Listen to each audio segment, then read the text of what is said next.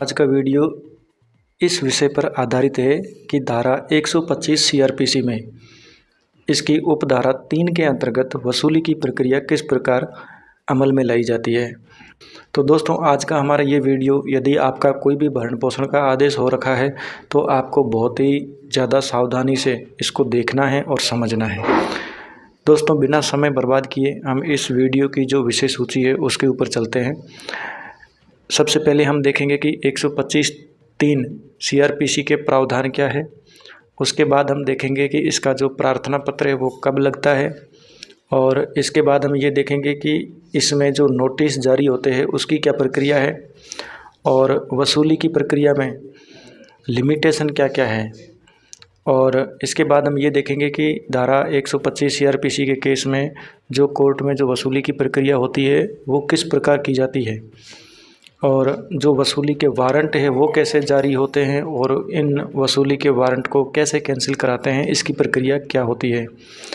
और इसके बाद हम ये देखेंगे कि वसूली के मामले में यदि एक से अधिक प्रार्थना पत्र फाइल होते हैं जो वसूली के संबंध में होते हैं तो उसका क्या नुकसान होता है या फिर उसका क्या फ़ायदा होता है। दूसरा हम ये देखेंगे कि यदि आपकी कोई भी वसूली पेंडिंग है तो आपकी जो भी प्रॉपर्टी होती है या जो भी पेमेंट मिलती है उससे इसकी कैसे वसूली होती है, इसका क्या सही तरीका है, और इसमें क्या क्या आप आपत्ति दर्ज करा सकते हैं।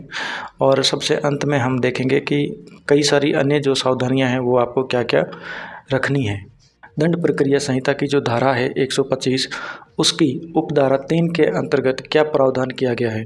आदेश दिया गया कोई भी व्यक्ति पर्याप्त कारण के बिना आदेश का पालन करने में विफल रहता है तो ऐसा कोई भी मजिस्ट्रेट आदेश के प्रत्येक उल्लंघन के लिए जुर्माना लगाने के लिए प्रदान किए गए तरीके से देय राशि वसूल करने के लिए वारंट जारी कर सकता है और ऐसे व्यक्ति को सज़ा दे सकता है। आपको मेनली इसी लाइन तक ही सीमित रहना है कि मजिस्ट्रेट वारंट जारी करके सज़ा दे सकता है या उस राशि को वसूलने के लिए जुर्माना जिस प्रकार वसूल किया जाता है उस हिसाब से जो तरीका दिया गया है उसकी पालना करेगा। लेकिन आपको इतना समझना है कि भरण पोषण का आदेश है, उसकी वसूली करने के लिए एक प्रक्रिया दी गई है, वो 125 की धारा 3 में उल्लेखित है कि मजिस्ट्रेट ये किस प्रकार वसूली करेगा। तो ये तब लगता है जब आपके खिलाफ भरण पोषण का आदेश हो रखा हो और आदेश उस दिनांक तक वैध होना चाहिए, और दूसरा उसका जो भरण पोषण आदेश हो रखा है वह बकाया चल रहा हो, तब ये प्रार्थना पत्र लगता है। इसको वसूली प्रार्थना पत्र भी कहा जाता है। तो सबसे पहले आप एक चीज़ समझ लीजिए कि वसूली उसी कोर्ट में फाइल होती है जिस कोर्ट ने भरण पोषण का आदेश दिया है। यानी यदि आपका अंतरिम भरण पोषण का आदेश एक कोर्ट से हुआ है तो उसकी वसूली उसी कोर्ट में लगेगी जिसने आदेश दिया है।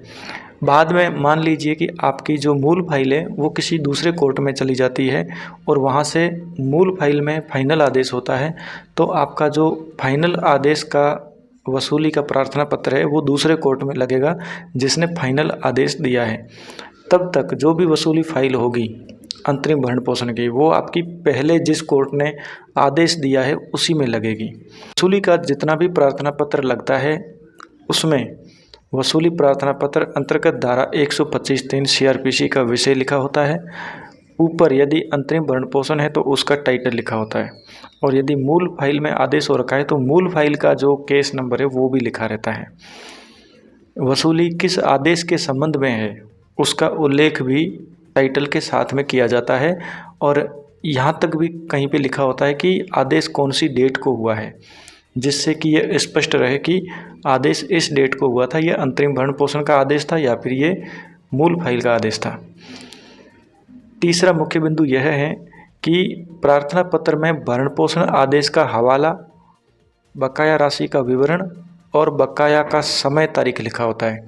जो प्रार्थना पत्र लगता है उसका विषय वसूली प्रार्थना पत्र अंतर्गत धारा 125(3) सीआरपीसी लिखा होता है, लेकिन जो नीचे जो उसकी बॉडी होती है उसमें भरण पोषण के आदेश का हवाला दिया गया होता है और बकाया राशि का विवरण लिखा होता है और बकाया का समय तारीख लिखा होता है। दर्ज होने के बाद नोटिस पिटीशन की कॉपी के साथ में भेजा जाता है, और इसमें जो प्रक्रिया अमल में लाई जाती है वह प्रक्रिया सीआरपीसी के अंतर्गत आती है, इसलिए जो इसकी तामील है वो पुलिस के ज़रिए करवाई जाती है। यानी पुलिस वाला आपको एक नोटिस देने आएगा और पिटीशन की कॉपी नोटिस के साथ में लगी होती है। अब आपको नोटिस कैसे प्राप्त करना है, क्या सावधानियां रखनी है, इसके बारे में हमने पहले एक दूसरा वीडियो बना रखा है जो आपको देखना बहुत ज़्यादा ज़रूरी है। प्रार्थना पत्र में लिमिटेशन क्या है? दोस्तों, हमारा ये वीडियो सिर्फ 125 सीआरपीसी के अंतर्गत जो भरण पोषण का आदेश हुआ है उसी के संबंध में है। जो मामले घरेलू हिंसा या फिर हिंदू मैरिज एक्ट की जो धारा 24 के अंतर्गत डिसाइड हुए हैं उसमें थोड़ी सी अलग प्रक्रिया होती है, लेकिन इसमें अलग प्रक्रिया है। तो ये हमारा जो वीडियो है 125 सीआरपीसी के अंतर्गत जो भरण पोषण के आदेश होते हैं उसके संबंध में है। का प्रार्थना पत्र शपथ पत्र के साथ फाइल होता है। यदि शपथ पत्र के साथ फाइल नहीं हुआ है तो आप आपत्ति लगा सकते हैं कि यह अपूर्ण प्रार्थना पत्र है जो कि पोषणीय नहीं है। दूसरा, पहला या अंतरिम वसूली एरियर का प्रार्थना पत्र 12 महीने से अधिक का फाइल हो सकता है। आपको उदाहरण देकर समझाता हूँ। मान लीजिए आपका 125 सीआरपीसी का एप्लीकेशन जो फाइल हुआ है उसकी तारीख 1 जनवरी 2020 है। अंतरिम भरण पोषण वो आदेश होता है 1 जनवरी 2023 को। तो ये 2 साल का बकाया है। जो मान लीजिए प्रार्थना पत्र जो कोर्ट ने आदेश दिया उसमें ये लिख दिया कि जो भी भरण पोषण की राशि है वो प्रार्थना पत्र फाइल करने की दिनांक से दी जाएगी। तो यहाँ पर आदेश होने के बाद में जो वसूली का प्रार्थना पत्र लगेगा वह प्रार्थना पत्र आपका 2 साल का बकाया का लगेगा।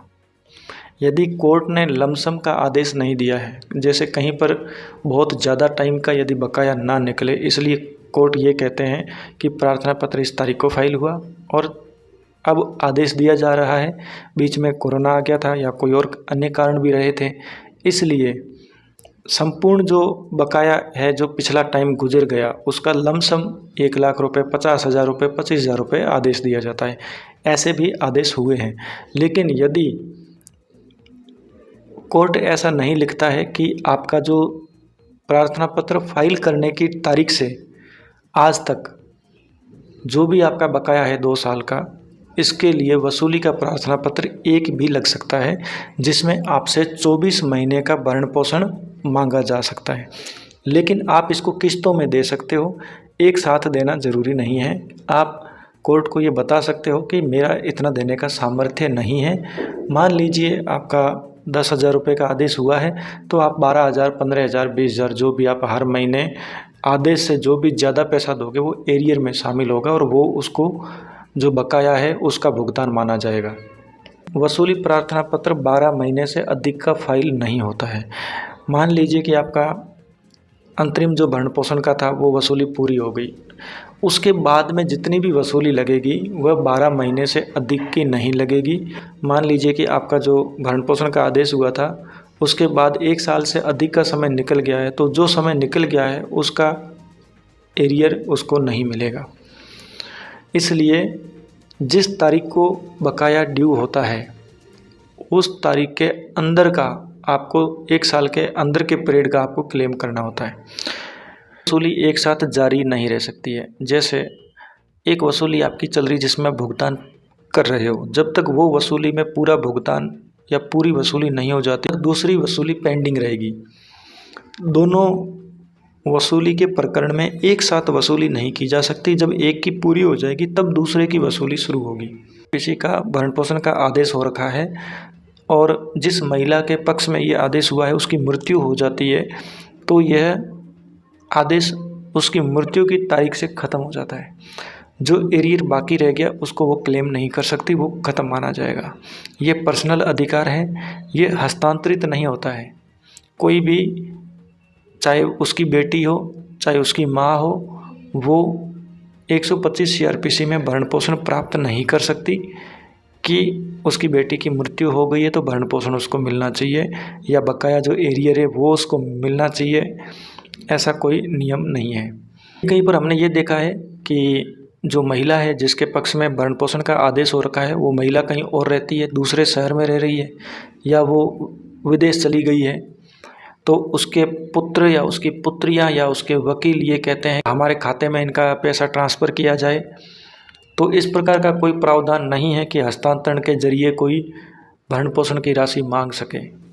भरण पोषण की राशि का भुगतान जिसके फेवर में आदेश हुआ है उसी के खाते में जाएगा और उसी के खाते में करने का आदेश ही न्यायालय भी करते हैं। भरण पोषण की वसूली के संबंध में अचल संपत्ति की कुर्की यानी मकान वगैरह इसकी जो कुर्की होती है या बिक्री होती है इसका अधिकार मजिस्ट्रेट को नहीं है।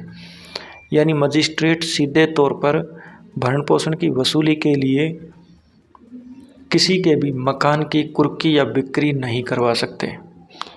इसका विस्तृत विवरण आपको आगे समझाऊंगा, उसको आप अच्छे से समझ लेना, क्योंकि यहाँ पे समझाऊंगा तो बहुत लंबा हो जाएगा। रिस्पोंडेंट को नोटिस मिलने के बाद कोर्ट में या तो खुद या जरिए अधिवक्ता उपस्थिति देगा, जो कि अनिवार्य है। इसी का जवाब देकर भी कोर्ट को ये बताया जा सकता है कि आप किस प्रकार भरण पोषण की बकाया राशि का भुगतान करने वाले हैं। यदि आप इसका जवाब नहीं भी देंगे तो भी आप कोर्ट को ये मौखिक रूप से बता सकते हैं कि आप इतना सामर्थ्य रखते हैं और आप हर महीने एक किस्त के रूप में जो है पैसा दे करके और वसूली को ख़त्म करने की कोशिश करेंगे। यदि आप भरण पोषण की बकाया राशि का भुगतान कर पाने में असमर्थ है तो आपको पिटीशन का जवाब देकर भी कोर्ट को ये बता सकते हैं। यानी आपको एक कारण बताना पड़ेगा कि आप भरण पोषण क्यों नहीं दे सकते, ऐसा कौन सा कारण है कि आप भरण पोषण दे पाने में असमर्थ हैं। इसका आप जवाब दे सकते हैं, भले ही वो आदेश जो है वैध हो या भरण पोषण का आदेश अपास्त न किया गया हो। कोर्ट इस प्रक्रिया में भी उस आदेश को कंसीडर कर सकते हैं और जो भी परिस्थितियां हैं उनको ध्यान में रखते हुए जो भी आप जवाब का पिटीशन दोगे उसको धारा 127 में कंसीडर कर सकते हैं। आप कोर्ट से ये प्रार्थना कर सकते हैं कि साहब हमारा जो ये जवाब है इसको धारा 127 में भी माना जाए।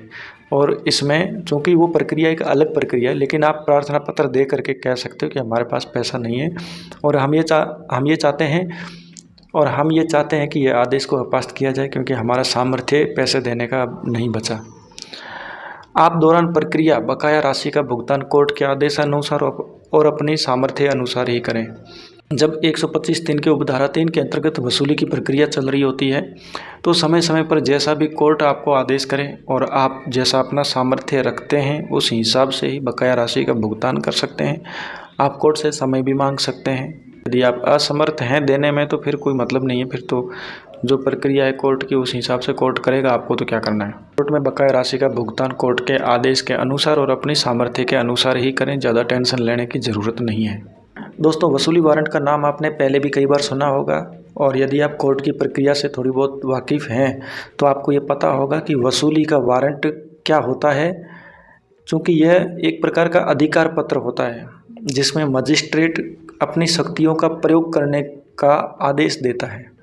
अपना जो मजिस्ट्रेट का पावर है वो डिलीगेट करता है कि आप इस शक्ति का प्रयोग मेरे बिया पे कर सकते हो। मेनली जो वसूली का जो वारंट होता है, वारंट शब्द का शाब्दिक अर्थ इतना ही होता है। आपको उदाहरण देके बताता हूँ कि ये वसूली का वारंट क्या होता है।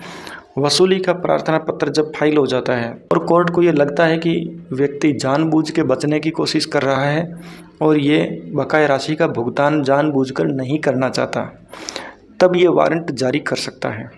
कोर्ट को ये लगता है कि हमारी लाख कोशिशों के बावजूद भी यह व्यक्ति सामर्थ्य रखते हुए भी भरण पोषण की राशि का भुगतान नहीं करना चाहता, तब यह वारंट जारी होते हैं और मजिस्ट्रेट अपने निहित शक्ति का प्रयोग जरिए वारंट ही करते हैं।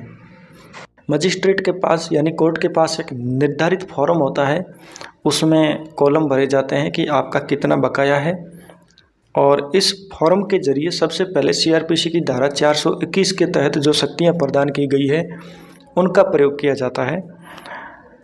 ये वसूली वारंट कोर्ट गिरफ्तारी के संबंध में जारी कर सकता है और वसूली के संबंध में जारी कर सकता है और कटौती के संबंध में भी जारी कर सकता है, जो वेतन में से कटौती होती है। इस वसूली के संबंध में जो वारंट जारी होता है वो इस 3 मुख्य उद्देश्यों की पूर्ति के लिए होता है।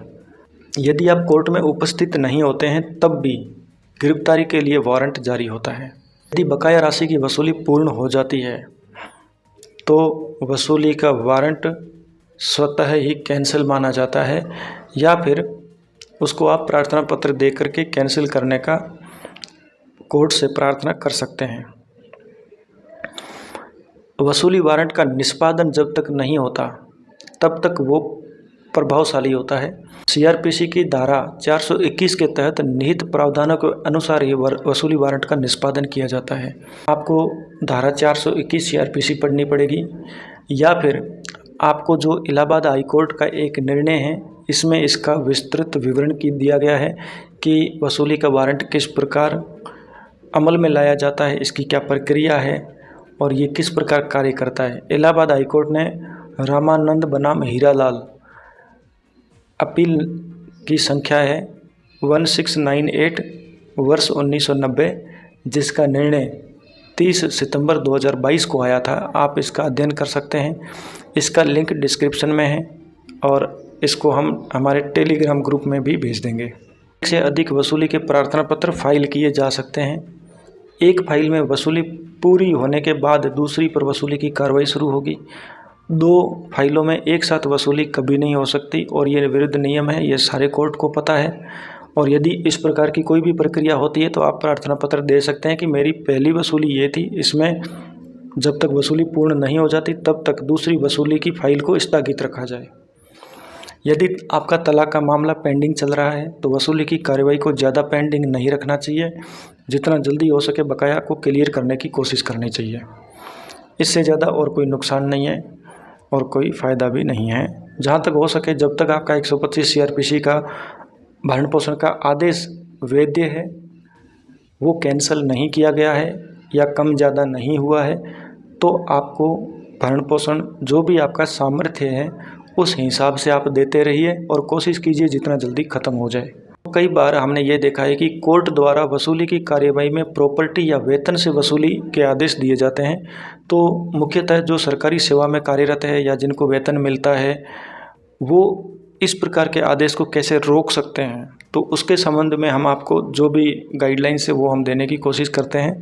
धारा 421 सीआरपीसी में जो प्रावधान दिए गए हैं कि संपत्ति की कुर्की कैसे की जाती है या गुजारा भत्ता की वसूली कैसे की जानी है, इनका आप अध्ययन कर सकते हैं। वेतन से कटौती विरुद्ध नियम है, लेकिन कोर्ट इसको एक अंतिम विकल्प के रूप में आजकल मानता है। जजमेंट लिखे हैं high court of Chhattisgarh Bilaspur bench का है। इसमें जगदम्बा त्रिवेदी बनाम नेहा त्रिवेदी, इसका आदेश दिनांक 18 जनवरी 2021 का है। ये हम डिस्क्रिप्शन में भी दे देंगे और टेलीग्राम ग्रुप में भी भेजेंगे, आप इसका अध्ययन अच्छे से कर लेना।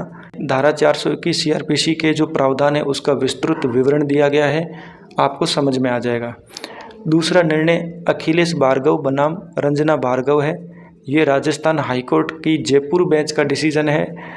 इसका रिवीजन संख्या 783 वर्ष 2000 है, जिसका आदेश दिनांक 20 सितंबर 2001 को आया था। दोस्तों ये जजमेंट हम सिर्फ हमारे टेलीग्राम ग्रुप में भेजेंगे क्योंकि यह किसी का पब्लिकेशन है, इसको हम यहाँ पे नहीं भेज सकते, नहीं तो हमारे ऊपर कॉपीराइट का इशू आ सकता है और ये कहीं भी गूगल पे आपको मिलेगा भी नहीं, ना ही ये हाईकोर्ट की वेबसाइट पर उपलब्ध है। हम आपको सारी संख्याएं बताने की कोशिश करते हैं, लेकिन जो हमारे हाथ में नहीं है वो हम आपको डिस्क्रिप्शन में नहीं दे सकते। यदि आपको ये जजमेंट देखना है तो आपको टेलीग्राम ग्रुप हमारा ज्वाइन करना पड़ेगा, तभी हम आपको वहाँ पे ये जजमेंट दे पाएंगे। ये जजमेंट आज दिनांक तक वैध है और ये जजमेंट बहुत ही अच्छा जजमेंट है, आप इसको देख सकते हो। हम हमारे टेलीग्राम ग्रुप में जजमेंट वगैरह भेजते रहते हैं, आपकी इच्छा हो तो आप ज्वाइन कर सकते हैं और वहाँ पर हमारे नंबर भी है, आप हमसे संपर्क भी कर सकते हैं। अब हम दोस्तों अन्य सावधानियाँ देख लेते हैं क्या क्या है। यदि वसूली का कोई भी फाइल लगता है तो आपको क्या क्या सावधानियाँ रखनी है। जहाँ तक संभव हो, यदि भरण पोषण का आदेश हो रखा है तो वसूली का प्रार्थना पत्र जब फाइल हो उस हिसाब से ही भुगतान करें, बगैर उसके खुद से चला करके कभी भी पत्नी के खाते में भरण पोषण की राशि का भुगतान स्वतः ना करें। मेरे हिसाब से जरिए कोर्ट ही दें और जितना संभव हो जैसे जैसे वसूली का प्रार्थना पत्र लगता है वैसे वैसे ही आपको क्लियर करना चाहिए। जो भी आपका बकाया भरण पोषण का भुगतान आपको करना है उसको वसूली प्रार्थना पत्र में किस्तों में करें। कोई भी ज़्यादा आगे बढ़ के अधिक राशि का भुगतान ना करें, हिसाब लगा कर चलें और अपनी सामर्थ्य के हिसाब से करें। कोर्ट को भी दिखाएं कि आप भी मजबूर है, आपके पास भी इतना पैसा नहीं है, इसलिए आप किस्तों में भुगतान कर रहे हैं।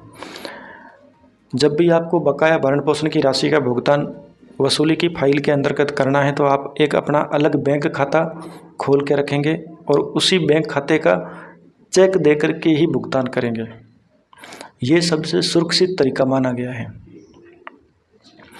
दोस्तों, भुगतान की राशि का ब्यौरा नियमित तौर पर रिकॉर्ड करते रहें और उसको हमेशा अपडेट रखें। कई बार हमने देखा है कि लोगों ने नकद पैसा कोर्ट में दिया है और वो फाइलें, ऑर्डर शीट कोर्ट से गायब हो गई है, उसका कोई रिकॉर्ड नहीं है और उसके बाद उसके पास उसकी कोई नकल की कॉपी भी नहीं है, ना उसके पास कुछ ऐसा साक्ष्य है जिससे वो ये कह सके कि मैंने ये पैसा दिया है।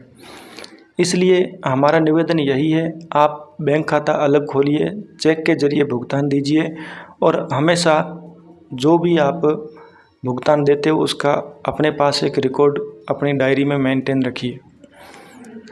यदि आप कोर्ट में नकद भुगतान करते हैं तो आपके ऊपर वो फाइल का कोई भी पेज गायब हुआ तो आपको दोबारा भुगतान करना पड़ सकता है यदि आपके पास उसका कोई भी रिकॉर्ड मौजूद नहीं है। दोस्तों, जितना संभव हो तलाक के केस को जल्दी से जल्दी ख़त्म करें। बीच में कभी भी इस बात की अड़चन ना आने दे कि आपका भरण पोषण का राशि बकाया इसलिए आपका तलाक का केस अटक गया है। जब तक आपका बकाया एरियर वसूली भरण पोषण में पूरा नहीं हो जाता, आपको कोई भी नई प्रॉपर्टी अपने नाम से घर, गाड़ी आदि नहीं खरीदना चाहिए। आप कभी भी भरण पोषण की राशि का भुगतान उधार, कर्ज या लोन लेकर ना दें। जितना संभव हो बचने की कोशिश करें। यदि आपका आने वाले समय में कोई पेमेंट आने वाला है तो आप कुछ समय के लिए एडजस्टमेंट करके इस प्रकार से भरण पोषण की राशि का भुगतान कर सकते हैं। यदि आपने भरण पोषण कभी भी नहीं दिया है और आज की तारीख में बकाया बहुत ज़्यादा हो गया है और आपका कोई भी करियर ख़त्म होने वाला नहीं है, आपकी कोई सरकारी नौकरी नहीं है, प्राइवेट जॉब करते हैं जो नियमित तौर पे नहीं है, तो मेरे हिसाब से 1 माह का सिविल कारावास होता है, उसमें जाना चाहिए। आपका पिछला भरण पोषण क्लियर हो जाएगा। यदि आप एक बार भरण पोषण के मामले में जेल चले जाते हो तो भूलकर भी आपको पैसा नहीं देना है। आप 1 महीने से अधिक जेल में नहीं रहेंगे, आप बाहर आ जाएंगे। इसलिए यदि आपको जेल हो जाती है, हालांकि सिविल जेल होती है, सरकारी नौकरी वगैरह भविष्य में कभी भी फॉर्म भरते हो तो इसके ऊपर इसका कोई प्रभाव नहीं पड़ता है। एक बार जेल की सज़ा होने पर भरण पोषण राशि का भुगतान नहीं करना चाहिए और कभी भी नहीं करना चाहिए। मैंने देखा है कई बार जब आपको मजिस्ट्रेट जेल भेज देते हैं तो 5 दिन, 10 दिन, 15 दिन हो जाते हैं। आपके वकील, जज आपको कहते हैं कि यार जेल से बाहर आने के लिए पैसा देना पड़ेगा। फिर मैंने देखा है कि जब 25 दिन की जेल पूरी हो जाती है तब सारा पैसा दे करके वो बाहर आते हैं। 5 दिन और गुजार के आप पैसा मत दीजिए, 5 दिन बाद तो वैसे ही बाहर आ जाओगे। तो इस प्रकार की गलतियां ना करें। मेरे हिसाब से जिनको नॉलेज नहीं है वो इस प्रकार की गलतियां करते हैं। तो आप नॉलेज रखिए। यदि आपको जेल की सज़ा हो जाती है तो ये अंतिम विकल्प होता है कि व्यक्ति के पास पैसा नहीं है, उससे भरण पोषण की वसूली नहीं की जा सकती। कोर्ट भी ये मान के चलता है। लेकिन यदि आप जेल जाने के बाद पैसा दे देते हैं तो आप ये मान लीजिए आपने अपनी पत्नी को और कोर्ट दोनों को अपनी कमज़ोरी बता दी है। कानून की पालना करना एक अलग विचारधारा है और अपनी रक्षा करना एक अलग विचारधारा है। दोस्तों, कानून ये कहता है कि यदि भरण पोषण की राशि की वसूली नहीं होती है तो आपको डराने के लिए आपको जेल भेजा जाए, इसलिए 1 माह की जेल का प्रावधान है। लेकिन आपको अपनी रक्षा करने का पूरा अधिकार है। यदि आपके पास पैसा नहीं है, कोई नुकसान हो रहा है तो आप भाग भी सकते हैं।